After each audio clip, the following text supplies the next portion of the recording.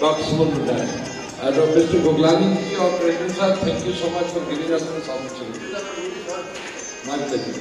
So, thank you for having us here. And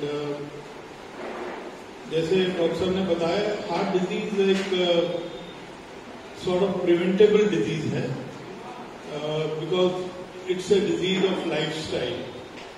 तो जो risk factors हैं, जो कारण है जिससे हार्ट डिजीज ज्यादा होती है, एक तो है जो कि आप बदल नहीं सकते। एक है जैसे आप उम्र में बढ़ते हो, एज बढ़ती है, तो हार्ट डिजीज होने का वेयर एंड टेयर होता है, तो हार्ट डिजीज होने का चांस बढ़ जाता है। So beyond 60-65 males and females have equal incidence, पर before menopause females are protected by hormones, by oestrogen. तो मेल्स में ये ज्यादा होता है, फीमेल्स में टिल मेनोपॉज बहुत कम होता है, अनलेस और रिस्क फैक्टर्स हों।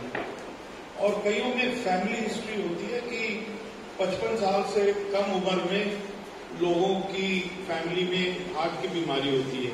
सो ये 3 कारण है जो कि आप यू कांट प्रिवेंट। और जो कारण है जो यहाँ पे डॉक्टर आता है वो है जैसे ब्लड प्रेशर, क्योंकि ये भी साइलेंट बीमारी है।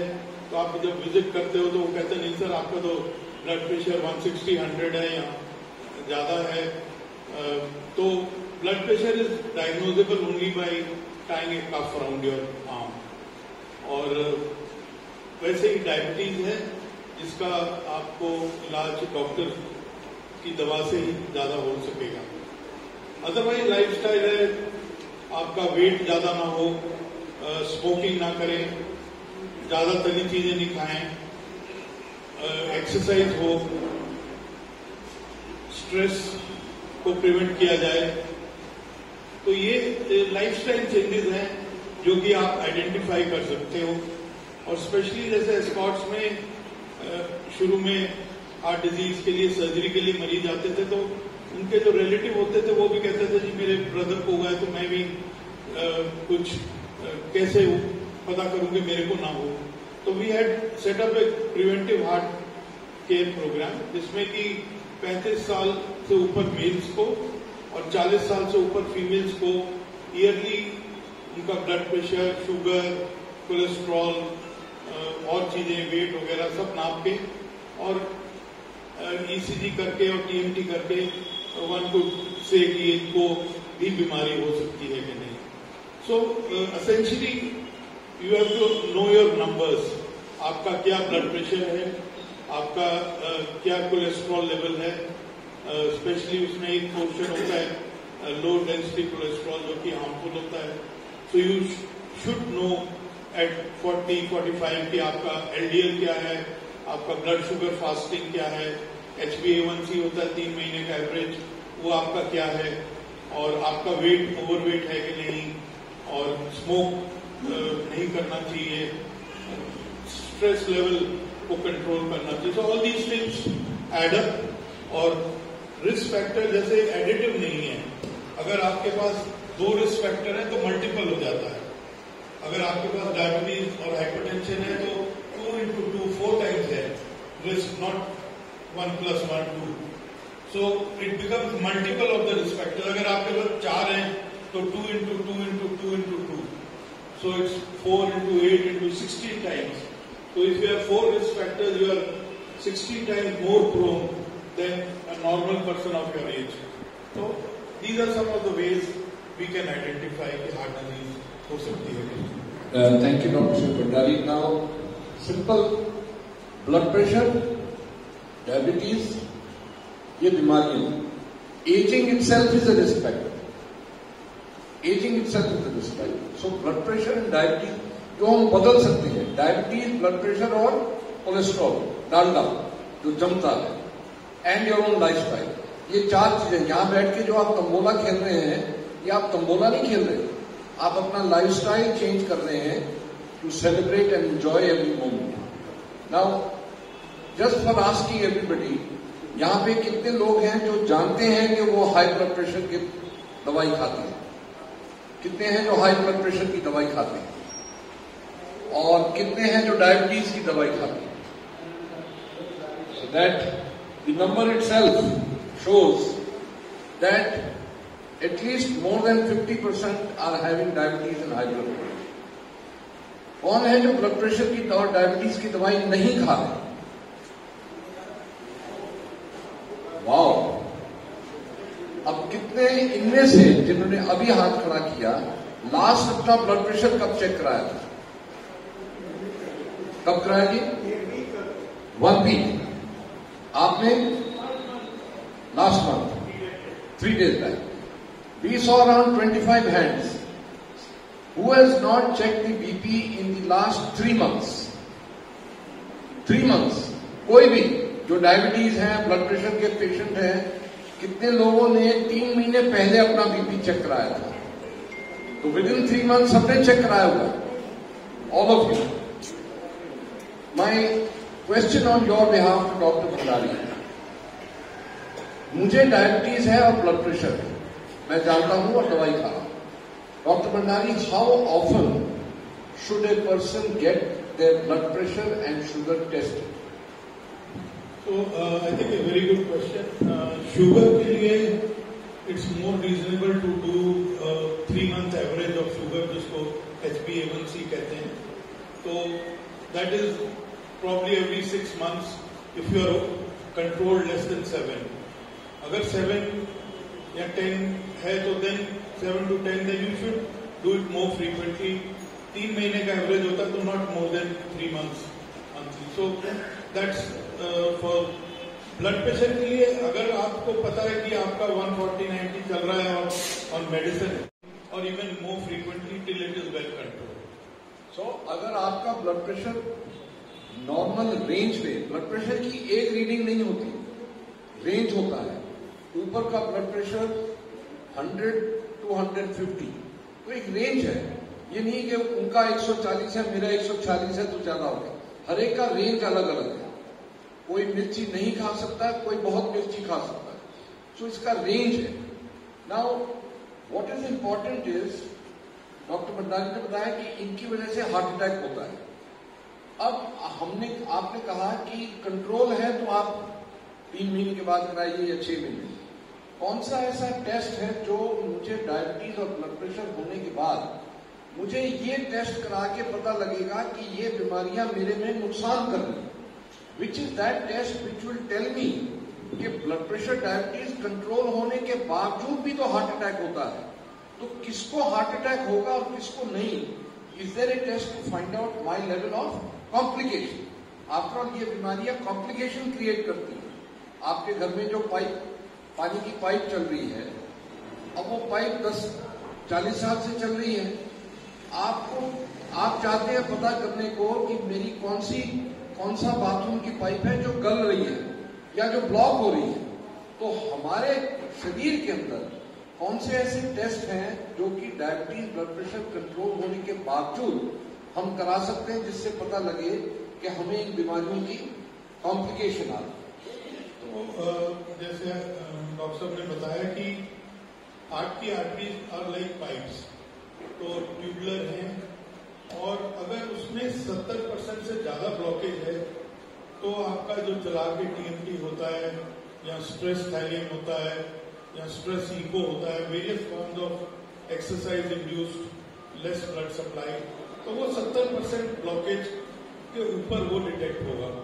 So yearly after, if you have hypertension, diabetes or any risk factor, so every year after 50 years in a male and 55 in a female, TMT और echo, जिससे ये पता चले कि कोई एरिया डैमेज तो नहीं है, तो ये भी in addition to blood test होने चाहिए. अगर उससे कम है, you want to find out कि भी आपको 5-10 साल से शुगर है और ब्लड प्रेशर है पर टीएमटी नेगेटिव है, उससे बिफोर 70% ब्लॉकेज आप एक सीटी कॉर्नरी एंजियो होता है, अगर वो इंडिकेटेड हो वो कराते हैं. कैल्शियम स्कोर होता है सीटी में, या और एमआरआई टाइप चीजें हैं which can detect even earlier onset blockages. तो these may be indicated if advised by your doctor, depending on your condition. So that means जितने भी लोगों को डायबिटीज या ब्लड प्रेशर है, अगर नहीं भी है तो जो टेस्ट आपको ये बता देगा कि शायद आपकी जो पाइप्स हैं वो कितनी नैरो हो रही हैं, वो टेस्ट स्ट्रेस इको होता है।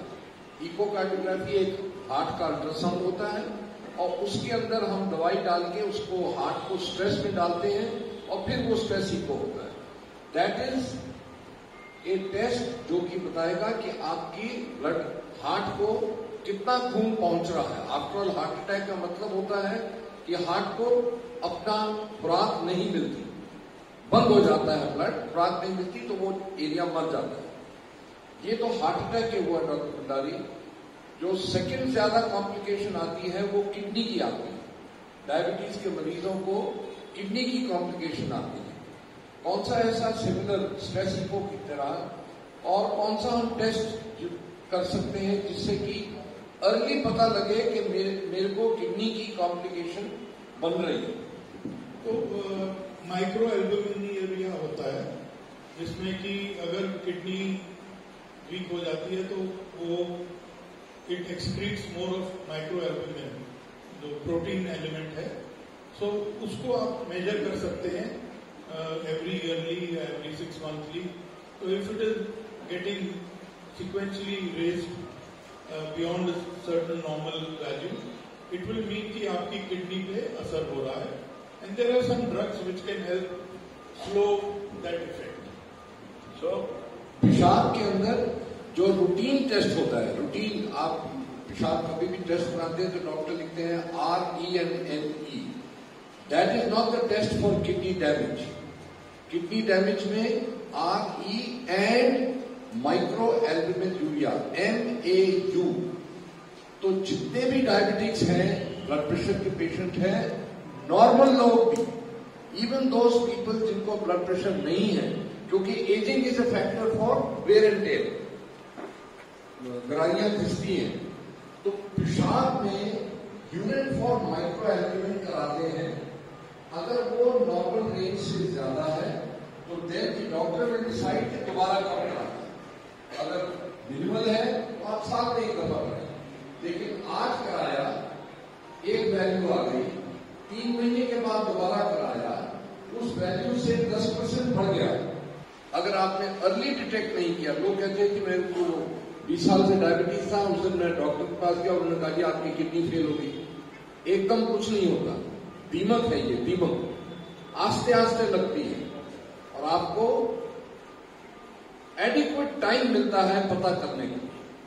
सो I think the most important complication for नॉन standing diabetics and hypertensive patients जिनको हार्ट अटैक्स के चांस हैं, उनकी कॉम्प्लिकेशंस भी पता करने का तरीका है आपके पास। So I think in this short now if anybody wants to ask any questions.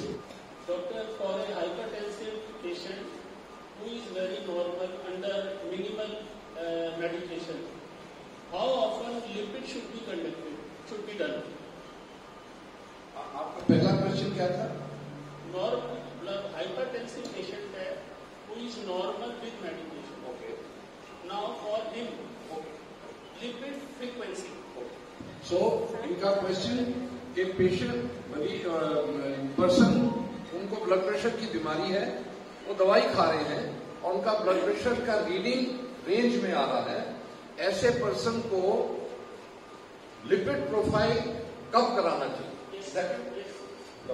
तो आई थिंक ये was a very important question, क्योंकि ब्लड प्रेशर ट्रायल्स में लिपिड ट्रीटमेंट बहुत जरूरी है।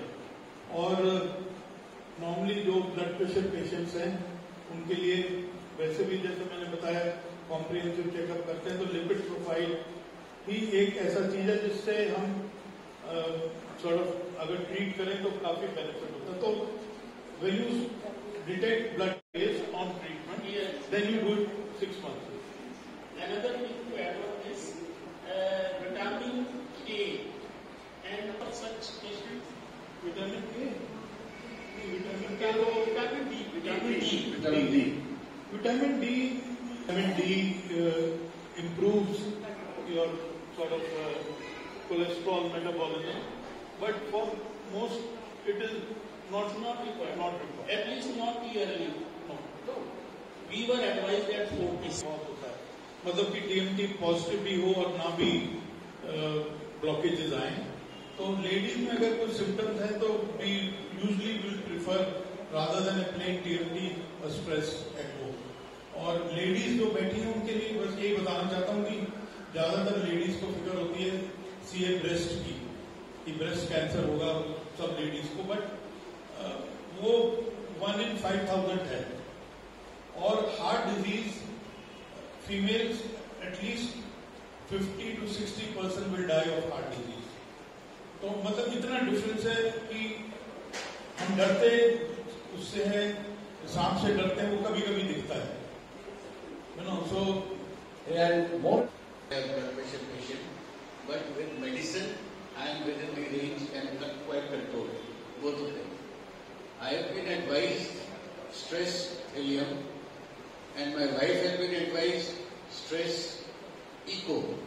I wanted to first know what is the difference between the two, and number two, कुछ दोस्तों बताते हैं ये स्ट्रेस टेस्ट जो होता है ये बड़ा खतरनाक होता है, उसके ऊपर ही हार्ट अटैक हो जाता है.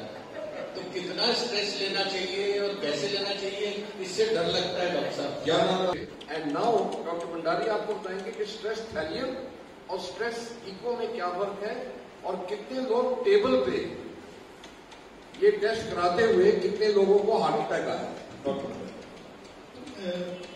जब कोई एडवाइस करता है फिजिशियन या डॉक्टर आपको स्ट्रेस टेस्ट, तो one has to be sure कि आपके जो सिम्टम्स हैं वो रिसेंटली बढ़े ना हो. मतलब अगर आपको एंजाइना है तो अगर आप 1 किलोमीटर चलने के बाद चेस्ट पेन होता था, तो ये ना हो रहा हो कि 5-7 दिन से आपको 10 कदम चलने पे हो रहा हो. सो if you have increasing symptoms, इसका मतलब कि आपकी ब्लॉकेज में सडन चेंज आया है, 70 से 90 हो गया है, क्लॉट आ गया है. Those people if the exercise, यहाँ बैठे बैठे दर्द हो रहा है, those are not to be exercise. But if you have no symptoms, if you are being evaluated to have blockage or not, or you have symptoms which are stable for 6 months to a year, then there is no contraindication to do a stress test. और stress test आप या तो उसका wall क्योंकि मैंने test कराना है, लोगों ने कहा बड़ा खतरनाक टेस्ट है, उसी से कई दफा कॉम्प्लिकेशन आ जाती है. ये फियर है. देखिए doctor Bhandari just clarified, I am just equalling what he said. अगर आप शिकायत कर रहे हैं कि मुझे यहां से उस गेट तक पहुंचने तक मुझे थोड़ा डिस्कम्फर्ट होता है, ऐसे मरीज को डॉक्टर भंडारी हम स्ट्रेस इको या स्ट्रेस थैलियम करवाएंगे कि नहीं करवाएंगे? नहीं, मोस्टली नहीं करेंगे.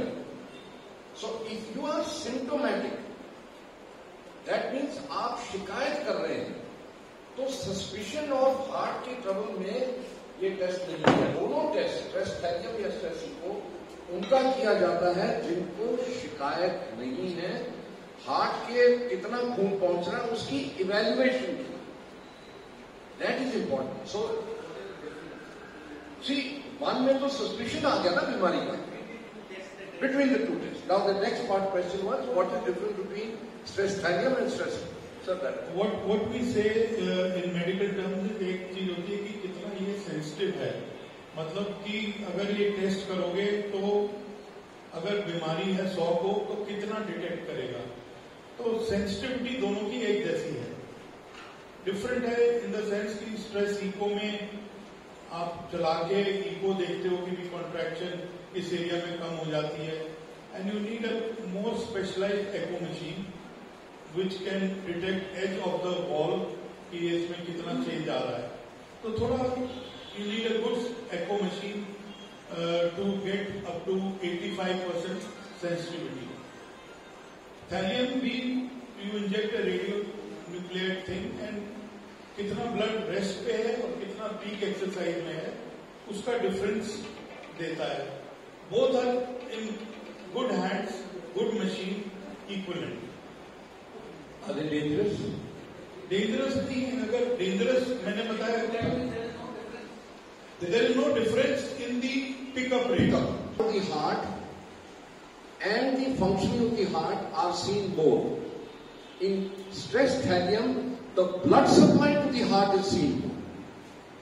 थैलियम के अंदर आप एक लॉन है, उसमें पानी जा रहा है घास में.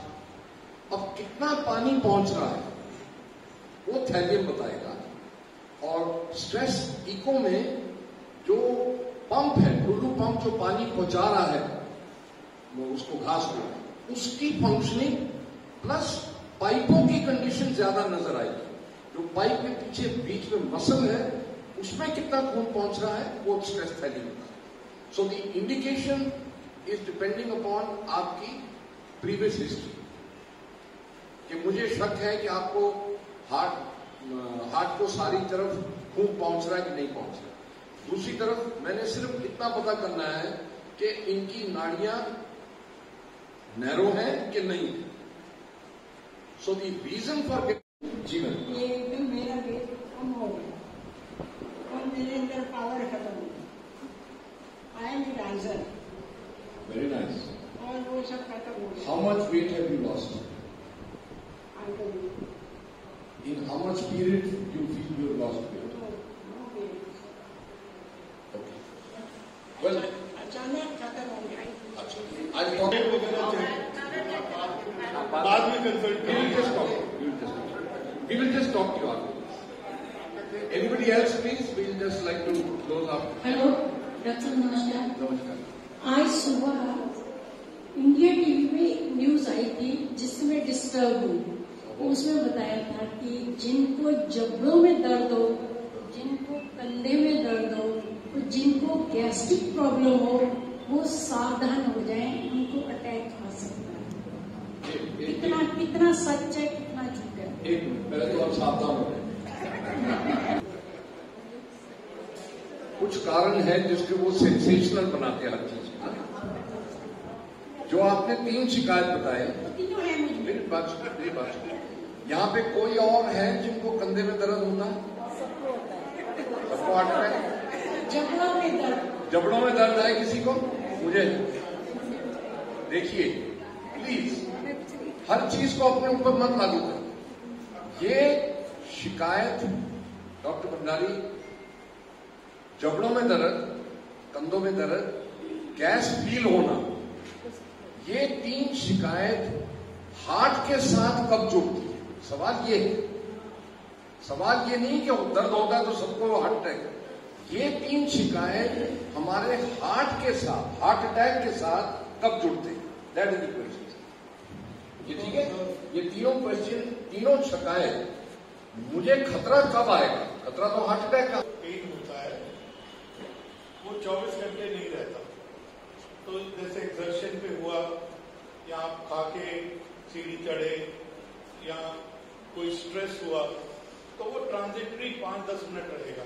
It can occur in the jaws, it can occur behind the chest, it can go to the left arm, it can be in the stomach area below that, but it can not last for 24-48 hours. तब आपको heart attack होगा. तो angina जो है ना, वो it is as a precipitating thing कि भी आपने एक्सर्शन किया, या खा के चले, या कोई स्ट्रेस हुआ, और it as a relieving thing कि भी आप बैठ गए, आपने चले सीढ़ी पे, एकदम दर्द हुआ, बैठ गए, और 2-4 मिनट में रिलीव हुआ. So it because that denotes कि आपकी पाइप में जब आप स्ट्रेस करते हो उतना लोड नहीं जा सकता. तो ये 3 शिकायत उस इंसान को होंगी जिनको एंजाइना की बीमारी है.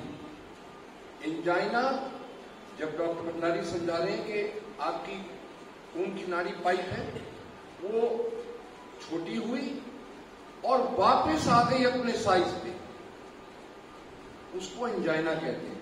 बिल्कुल बंद होगी तो हार्ट अटैक. तो आपको ब्लड प्रेशर या डायबिटीज की बीमारी है और तब आपको ये शिकायत हुई, तब ये खतरे की घंटी है. वैसे कंधे का दर्द तो सारी दुनिया पहुंच जाएगी, सो डोंट वरी। ये तीन शिकायत एंजाइना के लक्षण, एक बीमारी के लक्षण। This opportunity for the association to learn their dear friend. एक चीज है कि जब भी मौका